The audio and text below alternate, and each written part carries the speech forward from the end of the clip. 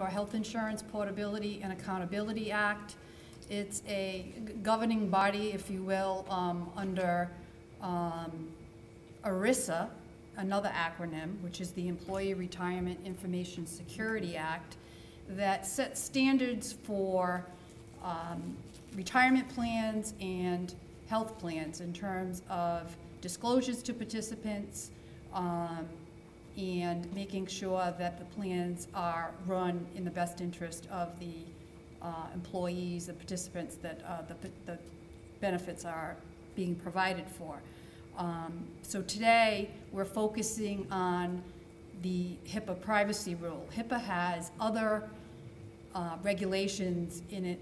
It addresses things like pre-existing conditions, the ability for people to have portability with health insurance.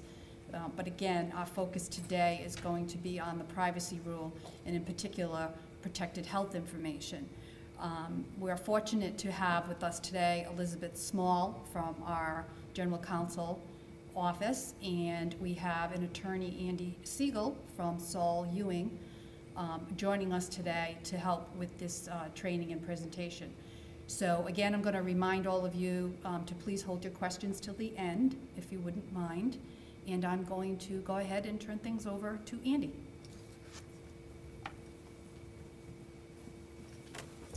Thank you, and thanks to all of you for having me. It's great to be here. I was telling Christine, I do several of these trainings a year, and this is by far the best timing. Right before lunch, everyone's still alert. The last one I did of these was at 4 o'clock on a Friday afternoon, so not much attention being paid then. So let's, sorry, you said this is, yeah. Objectives for today. We're going to talk about HIPAA in general. As Christine mentioned, HIPAA has several different parts. The focus of today will be the privacy rule. We're going to talk about what sort of information is protected under the privacy rule. We're going to talk specifically how this impacts Johnson & Wales, your policies, how that governs and controls the protection and use of this information. We're going to talk specifically the pieces of HIPAA that will affect how you use and disclose the protected information.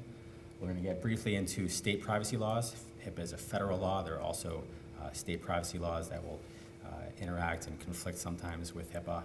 And then we're going to tie it all back in with the presentation you just heard from Nick on the security rule, how the two pieces work together in HIPAA. So this is the scaring slide. Just to get your attention, I'd just like to start off with stressing the importance of complying with HIPAA. What's at risk if you're not compliant, if you have a violation of HIPAA? There are steep civil monetary penalties and sometimes criminal penalties. One of the effects of Obamacare, the Affordable Care Act, ramped up some of these penalties. So now they are anywhere from $100 per violation up to $25,000 per violation. This depends on what the knowledge elements are, if the disclosure, if the violation is made knowingly, if it's inadvertent, if it's sort of a deliberate act or indeliberate.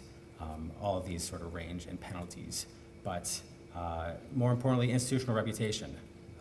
A lot of these breaches make the media, and you'll hear about a violation, a disclosure of beneficiaries' information, and it's harming to the institution, the entity.